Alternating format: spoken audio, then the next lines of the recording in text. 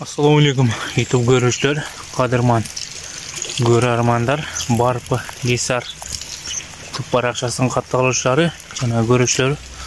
Dostlar, bu bizden öz-özün qozu qoşarlar. Жақшылап nazar salıp özüңüzün жақшы ой пікірлеріңізді комментария қалдырып кетесіздер деген ойдамыз. Жана біздің каналда біріншілерден болып көріп жатсаңыздар, лайк басқан жана бізге қатталғанды unutmаңыздар.